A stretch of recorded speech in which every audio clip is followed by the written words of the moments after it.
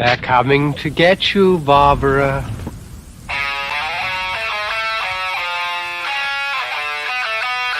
What an excellent day for an exorcism. We all go a little mad sometimes. I like to dissect girls. Did you know I'm utterly insane?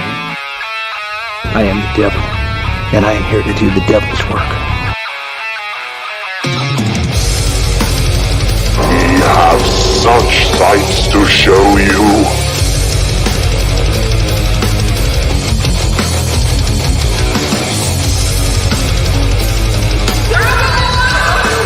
Who's laughing now?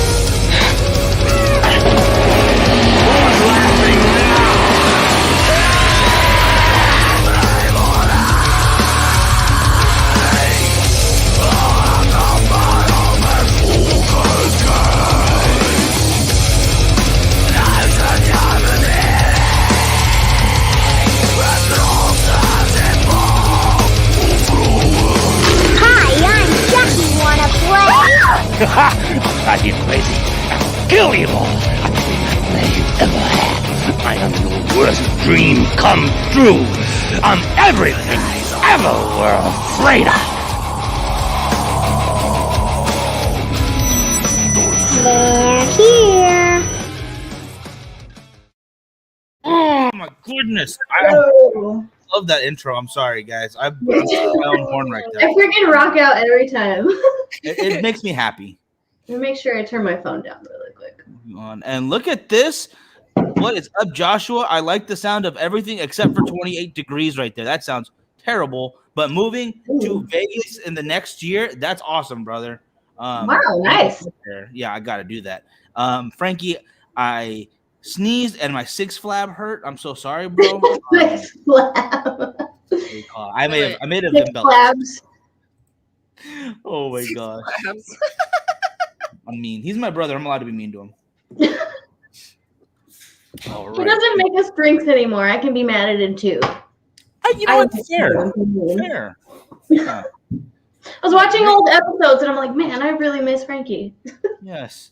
Wait, are you going by Girl Roger or can I still call you Bree? Or what do I do? You know, it's at this point, it's either or. I'll accept both. For viewers, I'll have to let you in why my tag isn't AQB anymore. I'm always going to be, the alien queen AQB, but some stupid little bitch boy on TikTok told me that I look like Roger from American Dad. You let a 12-year-old punk you. I know, I did. So, but you know what? I've been thinking about it, and I'm like, you know what? Fuck it. I'm just going to body it. I'm just going to do it. So, you know what? I'm that girl Roger. So why not?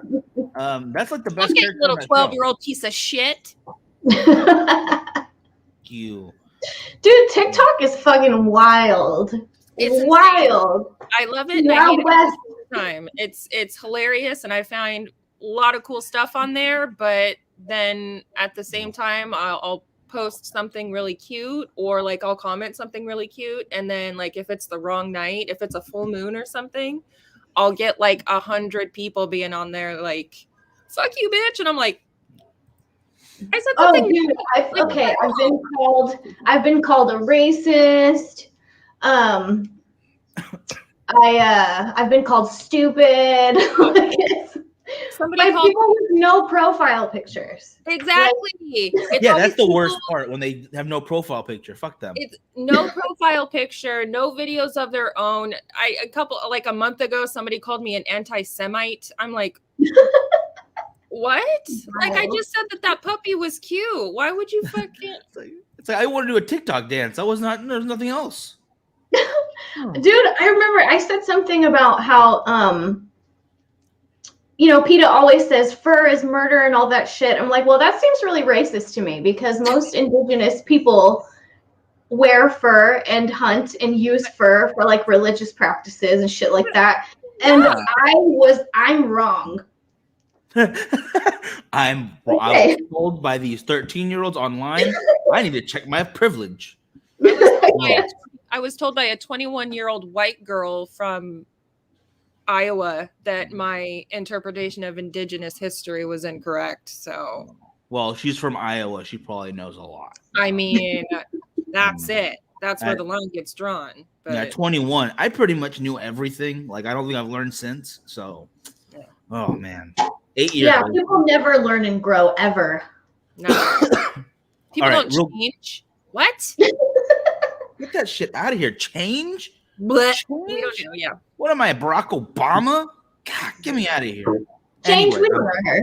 I'm sorry, but real quick, a little serious question here. Because I don't have TikTok. I stayed off of it. I only watch videos on YouTube to just see how terrible it is, and it's real bad. But there's a phenomenon on there in some of the younger generation because it's built for them. Whatever, it's fine. They deserve it. Everyone deserves their own cool shit when they're young.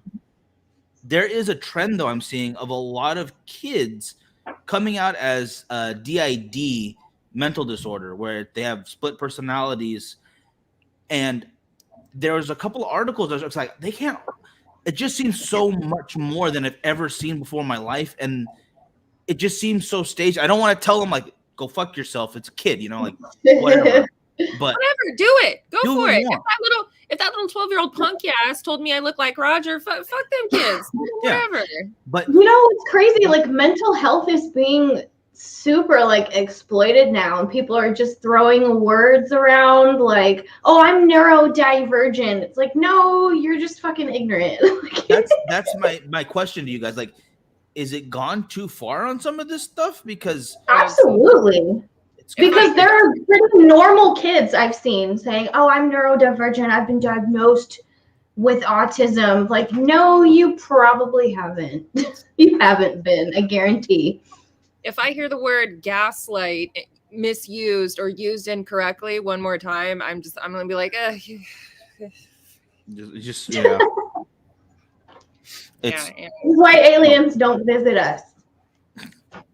This is why I can't get a ride home, because we're just nobody wants to stop by here. It's like that bad neighborhood. We're like, it's a gas station in a bad neighborhood, and I'm asking those aliens for $1. It's like, yeah, it's like Chevy Chase in Vacation. You hear one gunshot, roll them up, and then gone. Yeah, I'm just on the corner of some intergalactic street corner. Scratch, give me some of them space drugs, and I'll get on your jag on.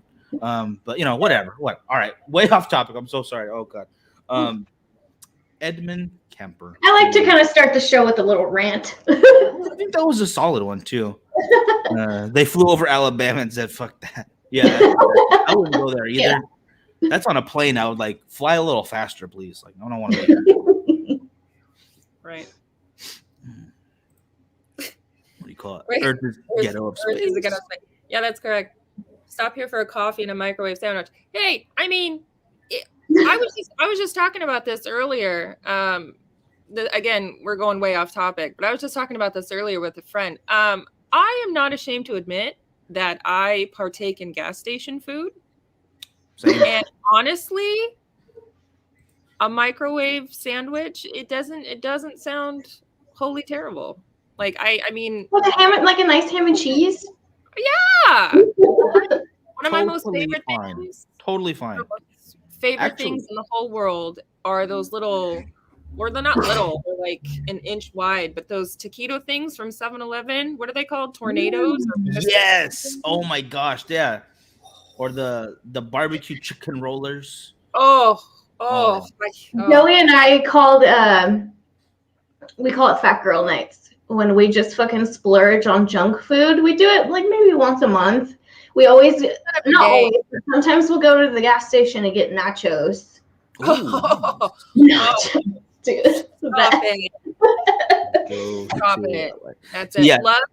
Loves, that's legit. Loves is legit. So we're good with that. Loves is good. 100%. Actually, my brother watches a YouTube channel that's dedicated to just trying different gas station foods. And the dude drives me crazy though, because he's like, oh, they have sodas and energy drinks and coffee. Like, that's every gas station. You stop. Just go to the important stuff. But anyway, he does a really good job. I cannot remember the name of it, but he's absolutely great videos. I'm just being a jerk about it because it's just really tough. Oh gosh. Okay. Speaking of jerks, tonight we're doing a part 2 of Ed Kemper.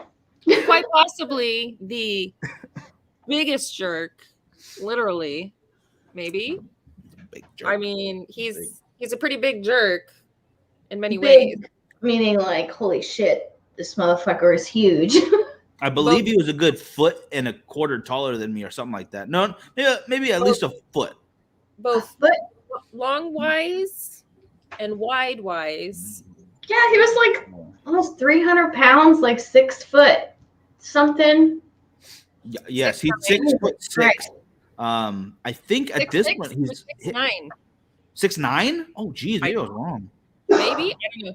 Somewhere in the abnormally and unacceptably tall and large.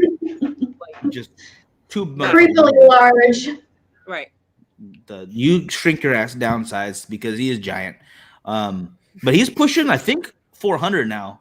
In medical / corrections facility. I believe it. Where is it? In Vacaville? He is, yes, Vacaville. Thank you. Sorry, yes. That sounds like a made-up place. Vacaville, you know what? I lived in Northern California for quite a long time before I came here to Bakersfield, and Vacaville is it's very beautiful. It's very beautiful scenically. It's kind of in those like more Northern California, where not like so north where it's actually a green part of California. It's usually kind of always, but there's lots of really pretty rolling hills and a lot of, it's really pretty. But yeah, it's there's not much, but like that medical prison there, and then I think there's a couple other things. But it's pretty to look at, That's cool. I like that. That's honestly that's a lot of California too, though. That's either it's really densely populated desert, or it's pretty but empty. So just kind of let's get out of here.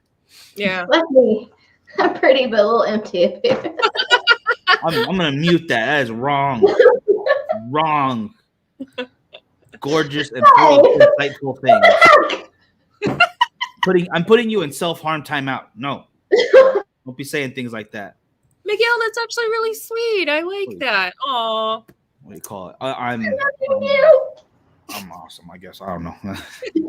Nonetheless, back to proper topic. I apologize. Actually, you know what? Let's go on one little tangent beforehand, because thank you, Lauren, for bringing this to the table here. What are you drinking tonight? Because I'm just having a diet soda in my coffee mug. So I have just regular little New Amsterdams. I love these things. These are perfect for the show because then I'm not like pouring too much, getting crazy. And then I have this pineapple bubbly and then some lime juice. Very nice. Very nice. That sounds like a nice mix. I like that. Because this doesn't necessarily cover the entire taste. So the little lime juice, goes a long way. Really rakes it up or ratchets it up a knot. I like it. Yeah. That sounds good. You know what? That sounds really good. Yeah. New Amsterdam, I don't know if y'all, I don't know if anybody out there has ever tried that before, but for I'm a fan. Semi-cheap vodka, it's pretty damn decent. Like it's good stuff. Yeah. I've always wanted to do the Brita trick where you run cheaper vodka through a Brita and it helps get rid of some of the impurities. Really? But at the same time, I just drink it. Real thing? That's a real thing. You're already drinking poison, technically. It's like it's already not good for you, so it's like, all right, I'm not fancy. I ain't a fancy girl. I'm drinking my poison full body tonight, bitch. Yeah. Yeah, so I'm really boozing it up with water. Ooh, fancy. I'm going straight up poison with the aspartame of Diet Coke. So. Hey, but you know what? My Diet Coke has kind of a special place for me because Diet Coke, my granddad loves Diet Coke. So whenever I see Diet Coke, it makes me think of my granddad. And every now and again, I'll get a craving for one, but I can't do dark sodas. Ugh. I love dark soda. I love soda, period. I'm a soda junkie, but I know. I need to. I just saw Frankie's comment. It's like, dude, you're late to this conversation. I was like bragging about you earlier. She did. She totally gave you a compliment, and now taking it away because you don't make drinks anymore. So But yeah, so I just squeezed like a little bit of lime juice in the bottom. I put half of this and then top it off with the vodka.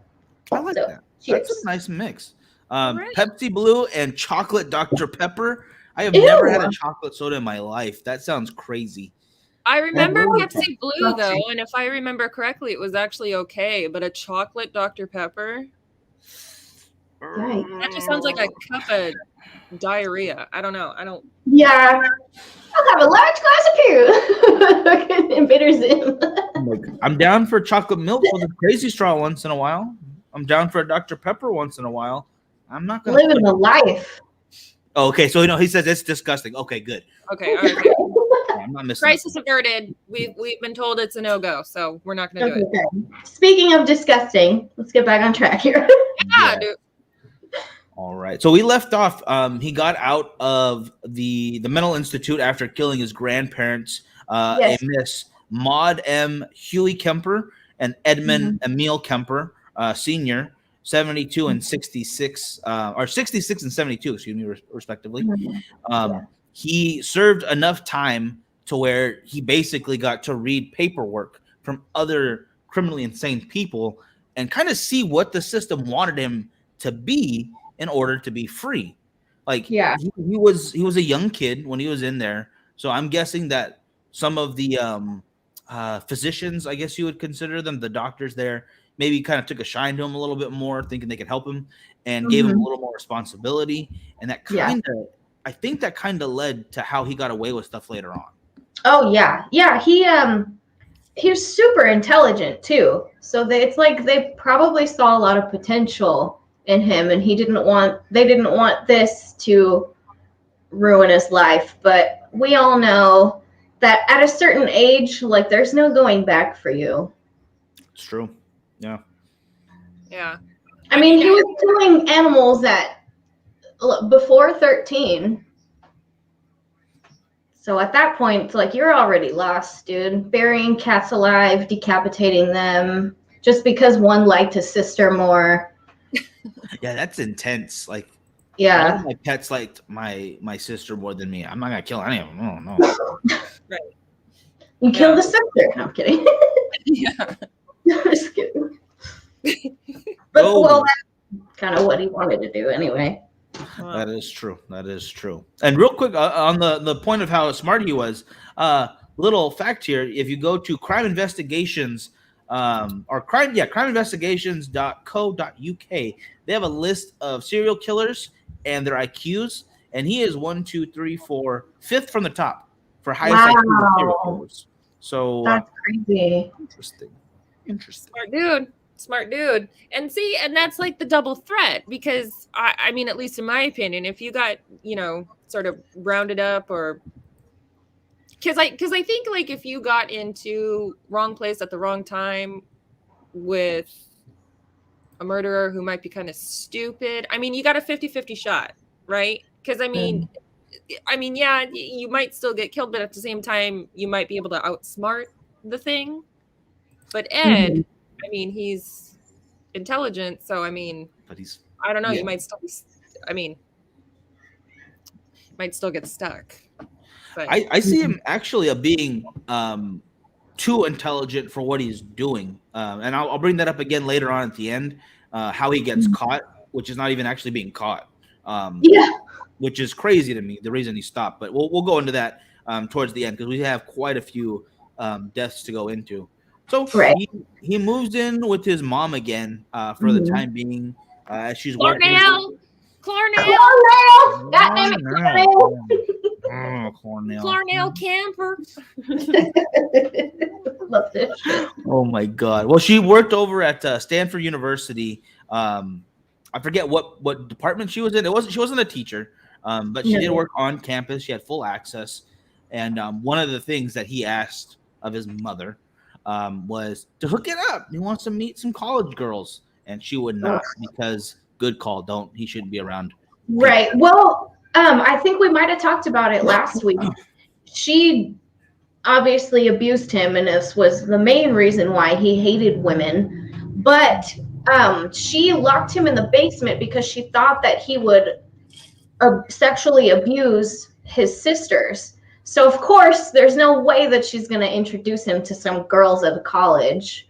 Yeah. Oh, no. Yeah. No. There's no way. Yeah, I think that just falls into when we were talking about in the first part was, you know, because Ed looked like his dad, acted like his dad was physically, and she hated his dad so much so that they got divorced. She redirected a lot of her anger from being slighted by Ed's dad, also Ed, you know, and then that sort of puts it into the psyche. So of course she's not going to introduce him to any nice ladies because he's not worthy. Not worth it. That's like your weird, creepy looking homie asking for your cute friend's phone number, and you're like, oh my gosh. No. Just because I look this way doesn't mean I'm not good boyfriend material. God. Well, I mean, so I'm sorry. So obviously she's not going to be willing to do the hookups, so he's got to figure out a way to do it himself. So he decides to start giving hitchhikers rides. Right. Well, before that, he wanted to be like a state trooper. He wanted to get into the, I don't know, not highway patrol, but he wanted to work with cops. He wanted to be a cop, but I guess there was a height requirement, supposedly. So he was denied. And also, I'm pretty sure that they would have seen his previous record and been like, I think what happened with that is when he was released, I think his record was expunged. Like, yeah, they blocked it out. I think it was after he was released, because one thing that I was watching, basically while he was murdering these women, that's when his record was expunged, and he had already committed these murders, and they hadn't known about him doing that yet. Gotcha. Okay. So yeah, not quite yet, but yeah, there was a little bit of a gap, because they, God, I didn't write down the year, but yeah, after he, you know, he wanted to start giving these girls rides. Before that, he wanted to be the state trooper and all that stuff, and then he bought a motorcycle because he couldn't be a cop, but he wanted that persona. Like he wanted to embody the whole like cop thing. And so he gets a motorcycle, and then he gets into an accident that was not his fault. There was debate on, well, he definitely hurt his arm, but there was a debate on whether or not he also injured his head, which makes a lot of sense for why he would actually start murdering again, like more. Because a lot of, like I've mentioned in the past, a lot of serial killers have had head injuries. Yeah. Like, can you imagine you're just a completely normal person, and then you just, oop, I bonked my head falling out of bed, so tomorrow I'm gonna blow up a Walmart. I don't know. Like, that's crazy. No, there's also too, have you guys heard those cases where people have head injuries and then they wake up the next day and they're like speaking other languages or in like crazy accents that they never had before?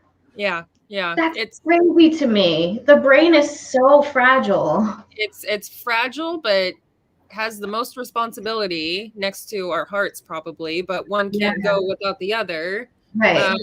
But it's I don't know. But that's the other thing that's so fascinating about the brain is that there's like, okay, well, you know, the brain helps us do everything that we do, move, speak, breathe, eat, you know, whatever. But then at the same time, there's parts of our brains that, like, I'm not going to say they're unexplored, because I think up to now, maybe science has done a good job exploring the brain and kind of figuring out what happens. And at the same time, there's so much that's unanswerable about the brain, like especially that phenomenon. I forget, there's a name for that. I forget what it's called, but yeah, or like you hear the stories about little kids that are like unprompted out of nowhere talking about like past lives and stuff like that, or like all of this weird. We'll have to do an episode on those stories. Brain phenomena. Awesome. Yeah. Because I mean, like, you're right. It controls all the motor functions, your deductive reasoning, your personality. If we do have one, and I believe we do, it's where your soul is held. It's right up The here. soul is up here, I believe. It's in your frontal cortex. I mean, your entire being. You get a good bonk on there. Your All of a third sudden, eye is your soul right here. It's like I would be so sad if one day I get hit in the forehead and then I don't like the Buccaneers anymore. I'd be so bummed. You know, I'm sorry. I had to do that. We had a conversation. To answer his question, by the way, this is a real bone. This is real. It's not a human bone. It's an animal of some sort. I think like a bobcat or something. But yes, this is a real bone. Oh, I'm bummed it's not a human bone. You don't know how to kick it, Lauren. Okay, we know it's a human bone. It's fine. All right. So what's Ed do? What's Ed up to? What's he doing now? Oh, he gets a $15,000 settlement, and he buys an unmarked cop vehicle. I'm sorry. Hey, you gotta applaud a man with ambition. Dude, he's taking this cop shit to like a whole other level. He's not giving up. Like if he can't, he has a dream. If he can't be the dream, he's just gonna live the dream. You know what I mean? He's just straight shooting. He's like, you know what, my chances were fucked. So you know what, it's fine. I'm just it's like people that are celebrity impersonators for their I'll be famous for trying to be someone else who is pretending to be someone else. Exactly. In their defense, though, they get paid usually to be an impersonator. He's not getting paid unless you count getting to murder people. I mean, is that really all that different? I mean, he's playing his own ego in a way. Not wrong. Not wrong at all. Yeah. So he gets his unmarked. Oh, go ahead. Oh, sorry. I was just going to say, yeah, he buys this unmarked vehicle and starts the hitchhiking thing. He starts picking up hitchhikers who are college women for the most part. Hence the name, the co-ed killer.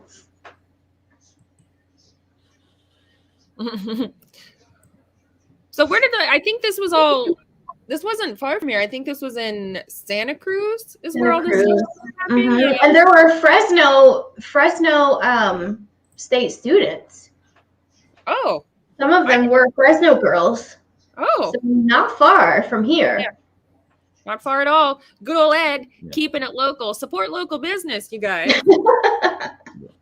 Yeah, I mean, that's terrible. God, it's so bad, but it's so true at the same time. Everything was literally in our neck of the woods, pretty much. I mean, I don't know if he came as far down as Bakersfield. I mean, that's still 2 hours, but that's not far at all at the same time. That's nothing for California, at least. 2 hours. Everyone's kind of expected to drive a good distance here or travel because we're such a long state. Right. And during the time he was coming out, kind of leaving the hippie movement, and people were still kind of hitchhiking. That was a totally normal thing to do then. That's not like nowadays. Where you don't hitchhike nowadays. You don't do it. The authorities were saying stop hitchhiking, especially after the Ted Bundy. Well, this was during the same time as the Ted Bundy shit. Oh no, and shit. Possibly the Golden State guy.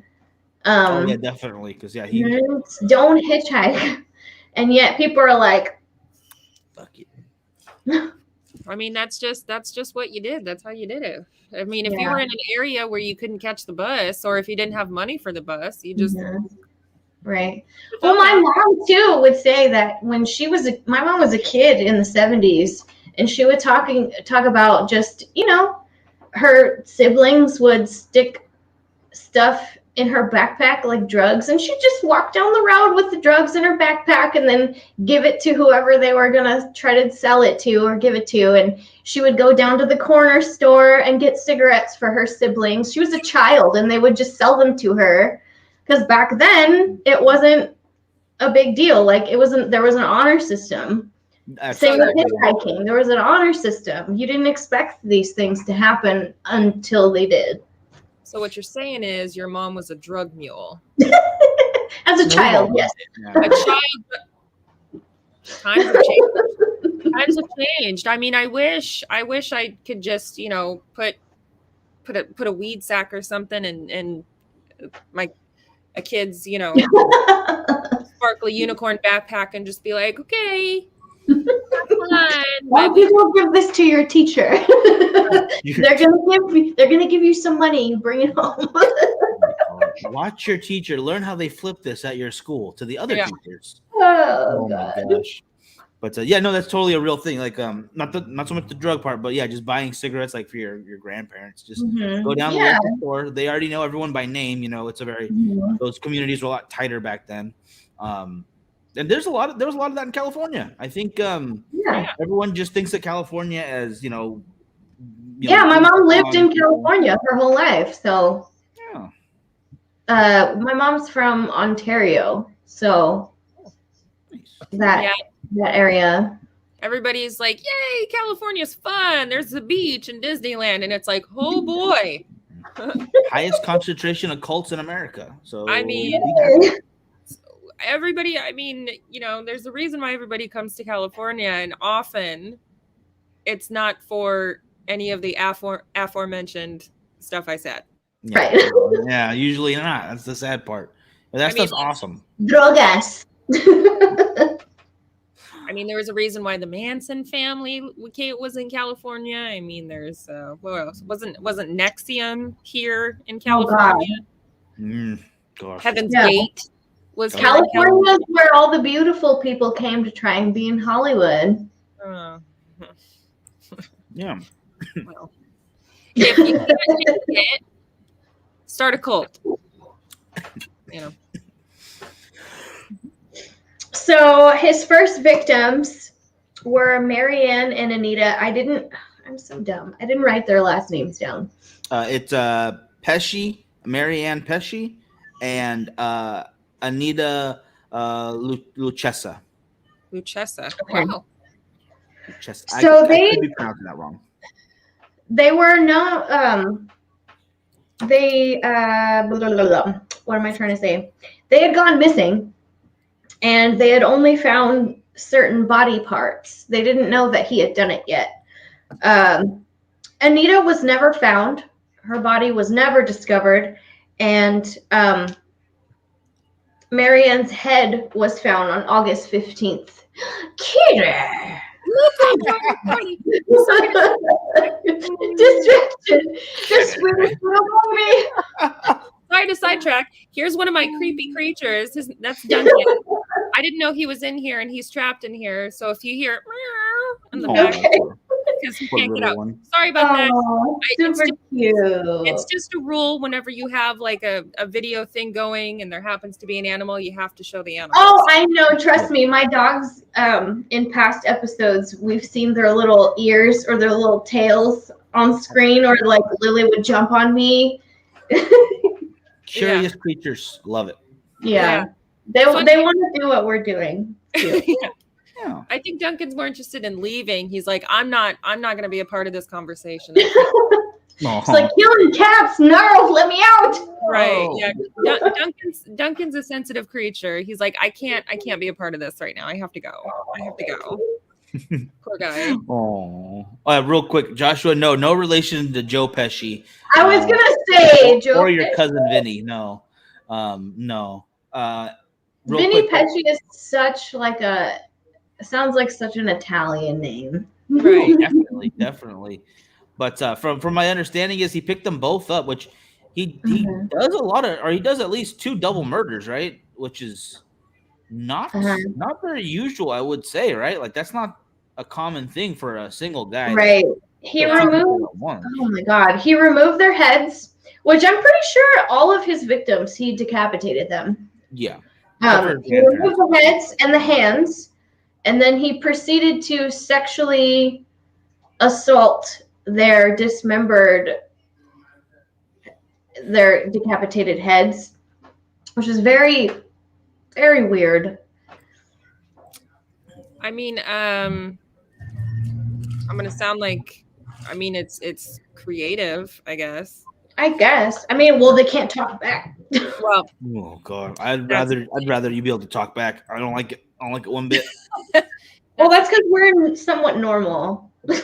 Right. And I was again, this can all be fake and fabrication, but I talked about it in the last episode, but I was rewatching Mindhunter on Netflix, and once again, the man who plays Kemper is absolutely insane. Spot on. Insanely good. But I think he was asked that question, and they asked him, like, why did you do that? Why the need to cut the heads off? And I think he said something about it was like the final, like, ownership, I guess. And it wasn't about like, I own you. Disrespect, basically. It was the ultimate, like, final, like, to killing someone. I mean, honestly, think about it. Like, who are we without our heads? We're nothing. Like, our pieces in our head, like, everything is right here. And then plus defiling that on top of it, it's like the biggest fuck you. Right. Exactly. And that was another quote in his. I think it was like, it's just kind of paraphrasing. It was like, there's still a lot to a woman without her head, but of course the personality's gone, or something like that. And it's really messed up the way he can talk about that, because then in other interviews he talks about, especially this first one, if I remember correctly, about being very careful not to touch them as he was getting ready for the murder part. Like, he was like, oh, I didn't want them to think I was going to inappropriately touch them. I was so embarrassed. I'm like, you're about to cut their heads off. Like, what does any of this matter? Yeah, there's no logic there. It's so crazy what he tries to use to justify his actions, to like make it seem, I don't know, better than it is, or less terrible at least. I think what it does is the fact that he's not being overly, like, ostentatious or weird or creepy or saying inappropriate things or touching. I think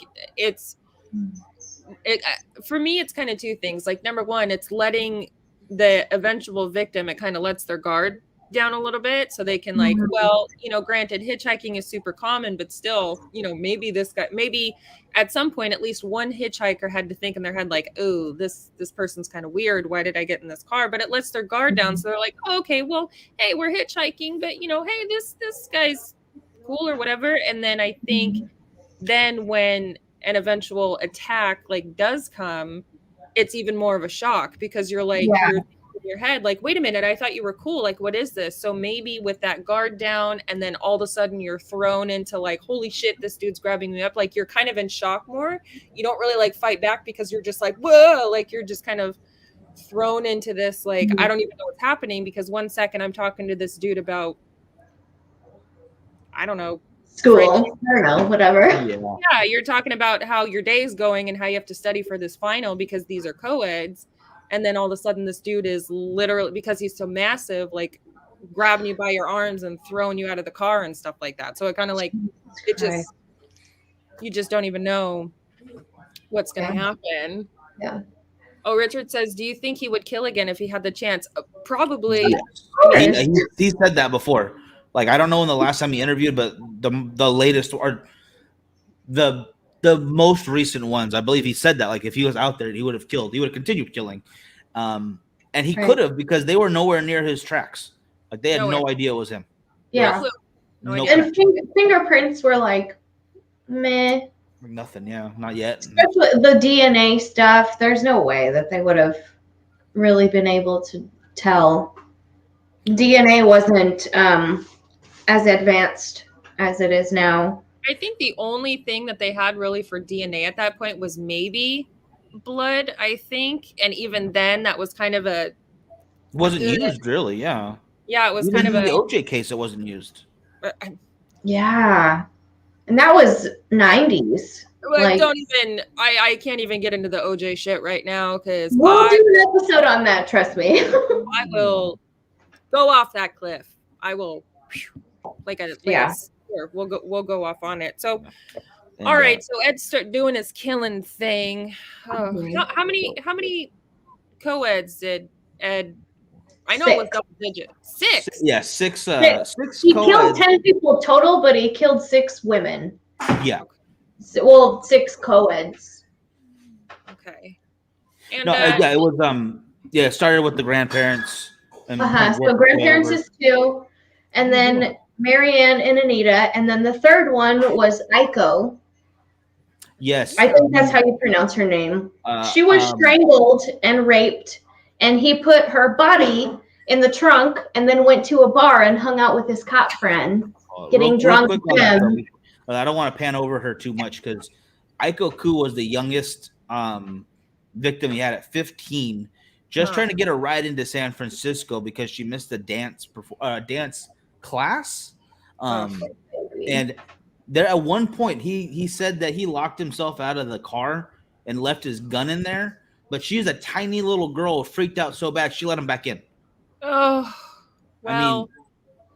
I mean, you can't really blame her because I'm sure she was terrified. She was a child. Yeah, there's no way she would have known what was going on. Yeah, I mean, she was a little kid, 15. She's a little girl. I mean, who? And you're so scared, you're just gonna do whatever the guy says in fear of your own life. You know what I mean? So like, he's not a normal sized guy, like you said, 6'9", at least 300 pounds at the time. Against a child, come on. Like, and of course he fucking strangled her because it would have been easy. Yeah, it's so sad. I mean, it's all sad, but come on, like a child, like they are so innocent. Yeah. What do you call it? Yeah, there's a website if you guys want to check out murderpedia.org. Edmund Kemper has a list of all his victims with headshots from his grandparents all the way to his mother. The only one they don't have is his last victim, which we'll get into in a bit. But all these girls, you can see how young they look. They look all like they're 15. Like they look ridiculously young across the board. It's fucking horrifying. Some of them were barely 18.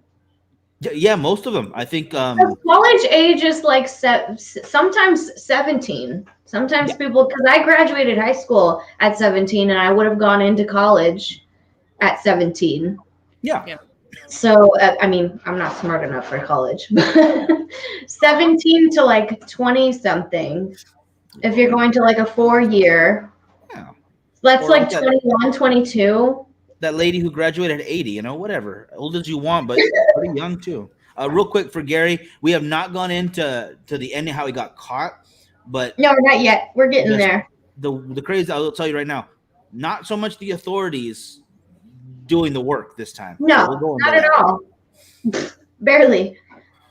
I mean, they were working on it. Like they knew something bad was happening. They're like, oh, we're finding all these dead, decapitated girls all over the highway. Like, something's up, something's going on. But in this case, no, they marked it as what do you call it?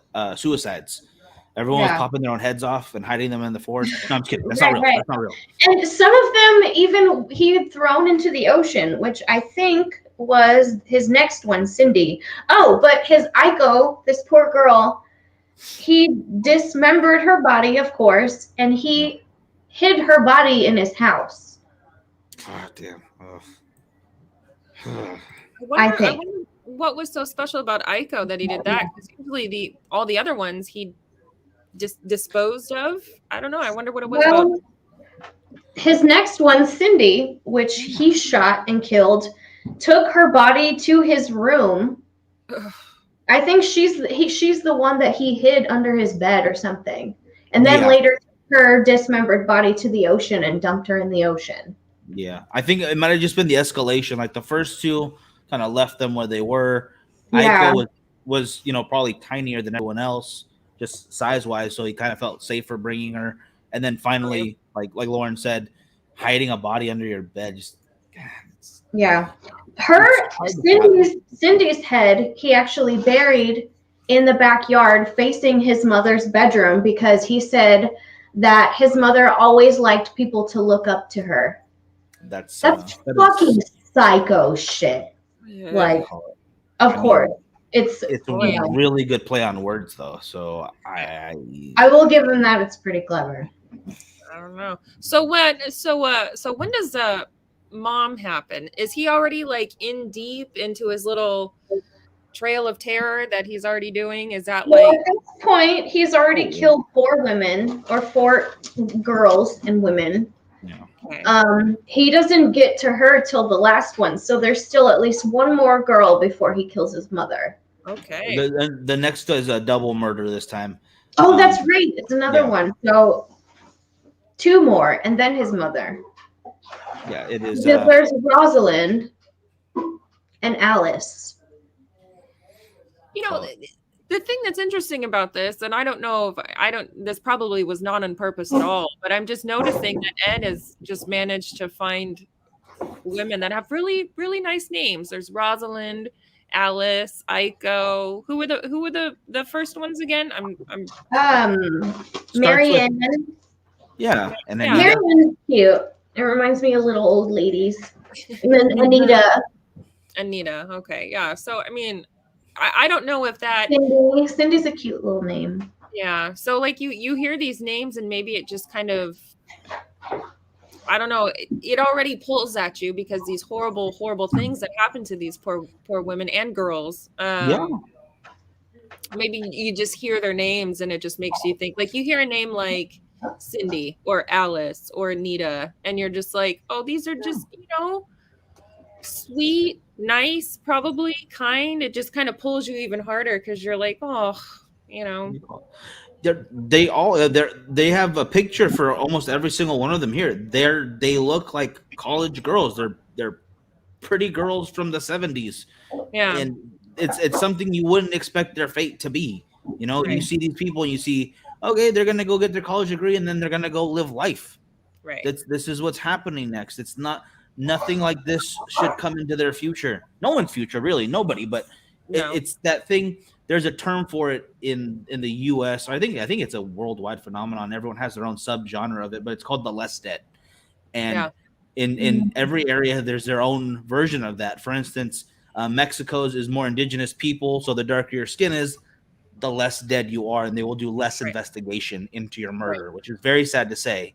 But in this case, what happens in America too. Like you don't really hear a lot about Black girls going missing. No. Exactly my point. And then these women right here fit very deeply in the most dead category. The reason that John Benet Ramsey's case was so spread everywhere. She's a cute little white girl in pageants and stuff. Yeah. Mm-hmm. Yeah. And it doesn't mean that they don't deserve attention like that they're getting, but other people deserve some as well. I don't want to say like her parents were wealthy too, so that helps. Yeah, unfortunately. That poor little girl. I mean, poor everybody. Just poor. I mean, it's nobody deserves that. It fucking sucks that people are evil, but here we are. Yeah. I mean, nobody, no matter what, deserves this kind of. I don't know, but I mean, it's just.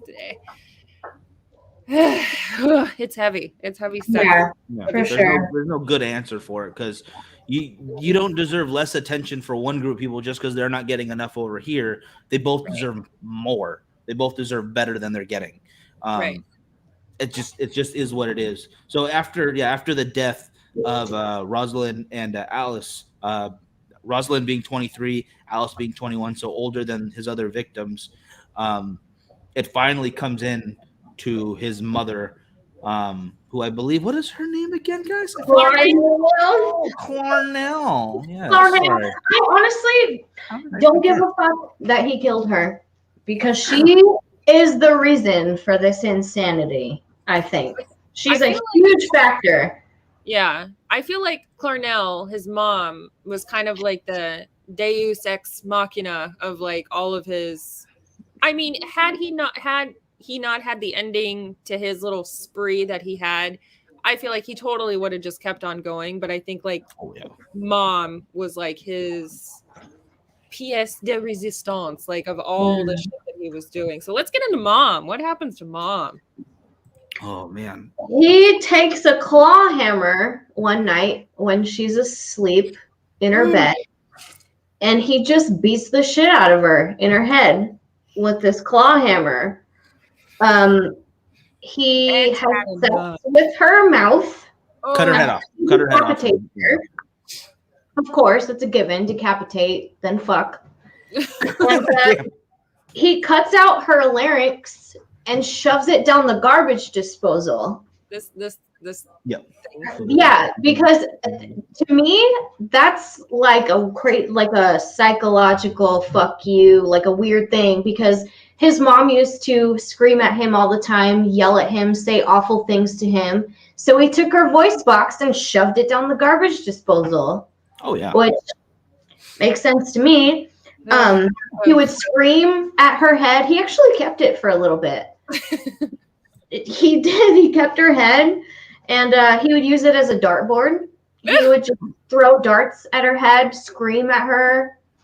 And then he ends up killing her best friend or one of her friends. Yeah, the only real friend she had, her name's Sarah Hallett. I believe she also worked for the school or the university. And he said, "Oh, we're gonna have dinner at the house. Come on over." And this little old lady coming in, like she probably wasn't a bad person just because she hung out with kind of a shitty mom. But then he's like, "Well, if I gotta kill this one, I'm gonna have to kill this one that's gonna ask questions." And I kind of get that. I mean, gotta cover your tracks. Yeah. Right. But what he does after he kills this lady doesn't make sense if he's trying to cover tracks. Yeah, but then he books it. He straight up hops on some bennies and books out of town. I think he gets like 4 states away in like overnight status. Like he ditches thinking there's going to be some kind of chase. Like they were onto him the whole time. That's another thing that we didn't really touch on is that this entire time he's actually hanging out with the police. He was at a bar for police. He's their fucking buddies. Like we mentioned earlier, he bought this unmarked car. You know, he wanted to be a part of the police force. He's making all these friends. And there's a local bar that they all kind of go to. And he hangs out with them. He makes friends with them all. Probably talking about all this stuff. You know, if he's friends with cops, like, you know, oh, cops. man, I can't believe this shit's happening. Wow, crazy. Like Dexter Morgan. Like, oh, man. But I mean, cops aren't supposed to be talking about this stuff, but probably being like, you know, gets his cop buddies loose with a couple of whiskeys or something, and cops start talking about, let me tell you about this fucked up stuff that's happening. And I will tell you right now, guys, you don't have to give them any alcohol to tell you these stories. They will offer it up for free. I've heard some messed up stuff just at the cigar lounge. It's a bunch of retired and active cops. One of my ex's dad was a sergeant here in town. He's retired now, I believe. But yeah, he used to talk about the stuff going on. Yeah. So Ed and the cops are just chilling at the bar, and here's Ed being like, "Oh, really? Oh, how frightening. Oh, that's terrible." But in his head, he's like, you know, kind of like doing I don't know, just kind of. Oh, really? And then what else did you find? Yeah. What else happened? Oh, that's that's awful. Oh, I can't. You guys think he's a Hispanic male? Yeah, stick with that. That's right. Don't worry about Tall Hispanic man. I heard the killer might be shorter. Actually, you want to look for like a 5'5" man. But yeah, he had the inside scoop until he finally, decided he's gonna turn himself in so they don't start blasting him, because he was definitely afraid to go out in a blaze of glory because he's a little bitch. Excuse me. But I heard in an interview with some of the people that were investigating him, like, I guess he thought that they already knew that he did it. It was like a weird game to him. Right. Yeah. And then he was too smart for his own good. Right. Yeah. And then here comes big giant Ed, strolling into the police station. He's like, yeah, that dude you're looking for. That's me. It's me. And they knew him, so they were like, come on, quit fucking with us. You, Ed? Come on, Bumblebutt. You're a pal. Not you, Ed. And he's like, well, I can show you. Like, I can take you to where it is. I mean, I know where they are, so. Yeah. Should we get in the car? Eventually. That's the situation. You have to use 2 sets of handcuffs on him because he's too big for one. Right. He's huge. He's huge. Yeah. That's. I mean, thank God he turned himself in, because imagine the beat cops who would have to go try to. Oh my God! It would take multiples of them. Easily. Easily. Couple of canine units and a SWAT team to just break his fucking legs because he's giant. You have to break his legs. Was there anything with Ed that he turned himself in because he wanted the notoriety, or he got tired of waiting for him to be caught? Like, was there anything like that? Like, he just. I don't know, to be honest. I never figured out why he turned himself in. I think he was just paranoid to the point where, like, if maybe. they were to come for him, he assumed that they were just going to shoot. Their questions later, him dead, and I don't think he wanted to die. That's why he is where he's at right now. He was smart enough and had the insider knowledge to know how to get to where he's at. Like, he wants to be. That's like a narcissist thing, though. Like, I have to preserve myself. Absolutely. Yeah. Well, I mean, and so it goes. I mean, Ed voluntarily ends his reign of terror when, like I said, had that not happened, I think he totally would have just kept on going, and who knows how many more there would have been, or who knows how long he would have kept going. I mean, he might still be out doing it. I don't think it would have gone on this long. I mean, he's in his 70s now, so he might not have. He might not have. He turned himself in when he was 24. Yeah, he was young. Right? He was relatively young, so I mean, now he's like in his, I think, early mid 70s, something like that. So he may not have the stealth that he used to have, but he's still a fucking huge dude. So who knows? Yeah. And now even bigger, apparently. Oh yeah, he's gotten much bigger. He was born in 48. So what does that make him now? What is that? 80? Oh wow. Yeah. Or 74. Right? Yeah. Something like that. Somewhere I'm bad at math. I'm sorry. And I mean, if anybody's wondering, if you didn't see the first show, he's still very much alive and well, hanging out in Vacaville in the medical prison, still doing. I forget what he does now. I think he works in like the administrative office or something, because he's really smart. And once he's locked up, he doesn't really cause a lot of problems. He's just, it's just Ed. I mean, I'm sure maybe he might have gotten into like some little skirmishes here and there, but nothing to cause a huge big deal to be like, well, Ed's a problem. He's not. He's just. He enjoys the attention too. He actually did some volunteer work for blind people to read books, so they have quite a few on tape.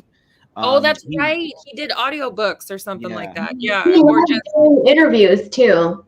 A lot of interviews. He loves the attention. Oh, he does.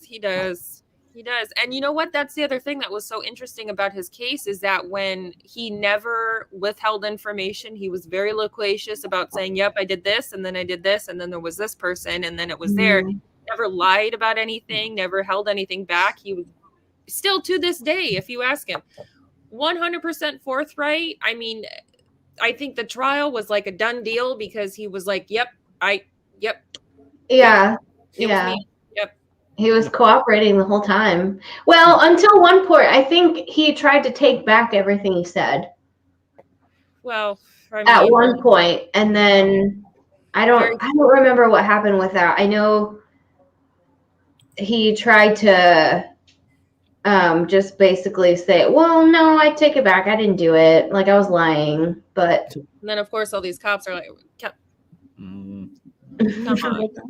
And you know what? I think I read something, or I watched an interview or something a while ago about Ed, and I think another reason why he was so cooperative, and even though through this whole thing, still had mad respect for cops, and like still really loved, the whole cop thing, and like what. So I think that's another reason why he was so cooperative, because he's like, yeah, I killed all these horrible people, and I'm basically giving you your entire investigation, but I love what you're doing. Good. You guys are I like what you're doing here. It's the fucking Dexter Morgan audacity of it all. He wants to create job stability for these police officers, causing more crimes. Right. And I think there's even a thing, like, while he's in the car with these cops driving around, going to all these dump sites and, they're not just talking about, he's just talking about cop stuff. Like, so tell me about your day. Like, tell me about your job, and how's it feel being a cop? And, and they're just talking about normal shit. Like, oh, did you watch the football game? And da-da-da-da-da. And meanwhile, I don't know. And I think maybe there might have been even a point where, like, the cops that did talk to Ed, or, were some part of investigation or had something to do with Ed, a lot of them said, he's just a normal dude. Like, he's just, did these horrible, horrible things, and Ed's just like this guy talking about books, and Yeah. I don't know. It just reinstills that whole thing. It's like you never know with people. You never know. I don't know. Why stay home? Stay home. Don't make friends. Don't make friends. We call it. But then you stay home, and then someone like Richard Ramirez comes into your home, though. So Great. everything's terrible. Or Richard Chase. Or Richard Chase. Or you're driving your car and some fucking person hits you on purpose so that you get out, and then they kidnap you. And or a kind of comely looking lady, oh, my car broke down, give me a ride, and Eileen Warnos murders you. Then all of that happens. That reminds me too. It's Sons of Anarchy, fictional show. However, this shit fucking happens. This chick, the white supremacist chick, she fucking flags down Gemma because she's like, my baby's choking, help me. And then she fucking knocks her out and then kidnaps her. And then she was raped and tortured. Like, Jesus Christ, this world. Just bad news. It's bad news. Bad news bears all over the place. Yeah. Couple of comments in here. Ed Kemper should be hired as a death row executioner. I wouldn't mind seeing that. Put in some work. I mean, he could take the heads off real good. So that's, something. Just don't let him have sex with the heads. Keep his pee-pee away. Oh, God. Larry, there is a documentary called Kemper on Kemper Inside the Mind of a Serial Killer. There's a lot of documentaries, so you can find anything if you're really looking for it. Yeah, Ed loves to not. On this guy. Ed loves to not keep his mouth shut, so you're bound to find attention. You're gonna find something. Yeah, no, he will definitely be willing to talk. I think we're still gonna have to write a letter and see what we get response wise. Frankie, bring back the badass bartender. Maybe. I agree. Hey, all right, guys. Let's wrap this up. I'm tired of making my own drinks. Gotta pour everything. My wrist hurts. Oh my gosh. Anyway, all right, guys. Thank you for sticking with us for the second part of Ed Kemper and all his murderous ways. Any last words before we close this guy out, guys? I just want to say, stay tuned for next week while we do a little game. Fact or Fiction, Alien Edition, and we're just gonna chill. Miguel is going to read off some stories, and we're gonna decide if it's real or if it's fake. Yes, you're gonna get some stories, some video, some pictures. You get to decide what you think is aliens or what you think is a scam, or I don't know, whatever else it could possibly be. Home invader. There's quite a few weird ones out there. Yeah. Damn it, Ed. Damn it. So yes, play along with this, guys. It's gonna be a lot of fun. We will see you Thursday, 7:00. You'll have a great time. And there's a poopers right there. Good poopers. My boy. All right, now we're out of here. All right, guys. Y'all have a good one.